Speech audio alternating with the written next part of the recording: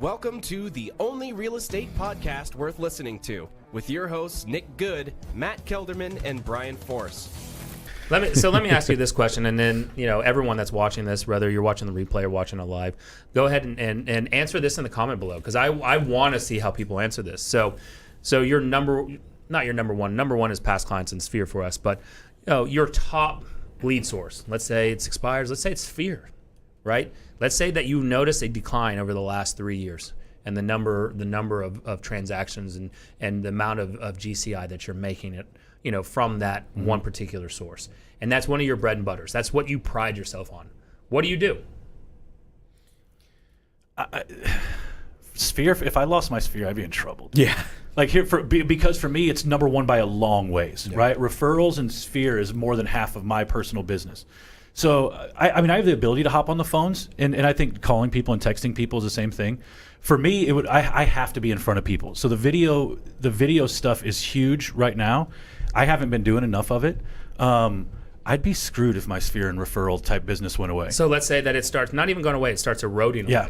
So what do you implement, Brian? Like, all right, let's say from us, Sphere is number one, but let's say it's not Sphere, because that obviously, if Sphere goes away, that means we're doing a piss poor job of servicing them. Yep. So let's say that doesn't go away, but you're looking to bring on that second or third lead source, or that that is a great it's a great income source. So let's say it's expired, for sale by owners. Let's Gabby's say it's open crushing house, it with Fizbo right now. right? So let's say it's that. What do you do? Like, you have to decide which school of thought you want to believe. Do you want to believe the school of thought that says that entire sector of the market is shrinking, or do you want to believe the school of thought that's that says that they prefer to be communicated with differently now, right? I would contend, and like I said before, there are not fewer expireds out there, right? So that sector of the market that segment of the market is not shrinking.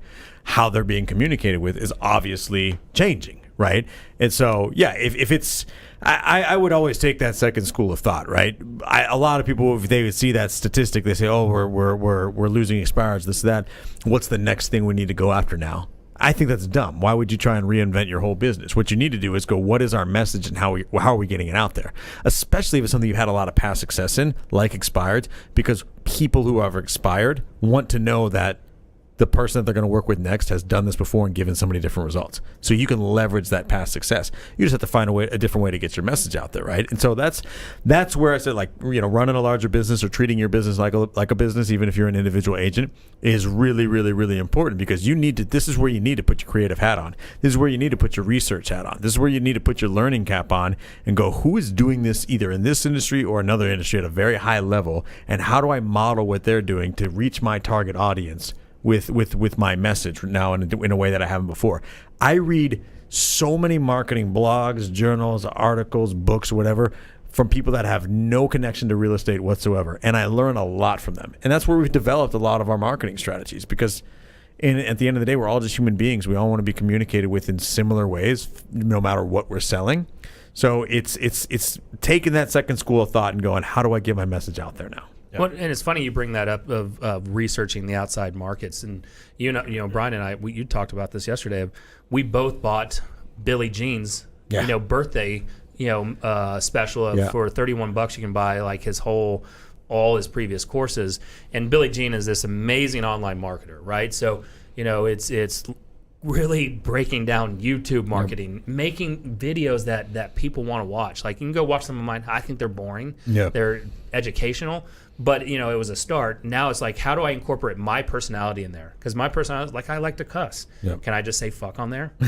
Would that turn off some majority of people, or would I still retain enough in there? Right? Can I talk a little bit of shit of hiring the wrong agents? Like, I want to know, how far I can take it, that it will still get the return on there. And so, looking at Billy Jean's stuff, there's a overload of information. But I will tell you, I'm no longer just studying what's going on real estate wise. I said I'm back working in this business harder than ever, and it's more diving into that marketing of attraction based. Videos first. All right, we have our Facebook guy, but how can I even get better on Facebook? How do I then build out these funnels? And without using the cliche, that buzzword of 2017-18 of the building funnels, but building the right sequence so that if it's like a bad STD. right? Just keep showing back up. It's showing back up when you don't want it, and then all of a sudden my face pops up for real estate related products, right? Exactly. So that's the thing is like, that's where I think it's going. You can agree or disagree with me. I just don't like. Again, I think you guys, from a marketing perspective, you guys are going to knock it out of the park when it comes to figuring out the sequence. I think the video, the content, the ad copy, that's a ton of it. Being vulnerable. I don't know if you want to get like a East Coast West Coast battle going with some other real estate agent, right? Like, actually, that'd be a great But here's the idea. thing is, people would watch that crazy shit. You might run off some clients and some recruits, right? But there's also people to you who are going to be so down for Nick Good and Right. whatever clique he's rolling with, right? Like, there might be something to that depending on who your target audience is too, right? So message me whoever I can start a beef with. Yeah, Let let's me start know. shit with Nick right now. We got a few people watching. Let's. We're just trying so much harder to get our message out there ahead of time rather than, because people used to say that. People used to be like, don't give your value away up front.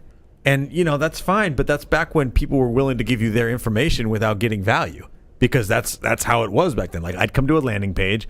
It was an understanding that I had to put all my information in before I got a piece of value. That is just not it anymore, dude. Yeah. I could pay $14 a month and have every song ever written. Like, people want value at a very low price or completely free, right? And so if the consumer's expectations have changed, we need to change our approach. I am shoving my marketing plan down your throat right now, and all my team stats and every piece of information that I think might get you to take a second look and go, this guy might be worth sitting down with. I am volunteering up front and forcing you, if I can, to read it rather than trying to draw you in and get everything about you before I give you that message. So I think that's a fundamental sort of shift that everybody needs to make in their marketing message.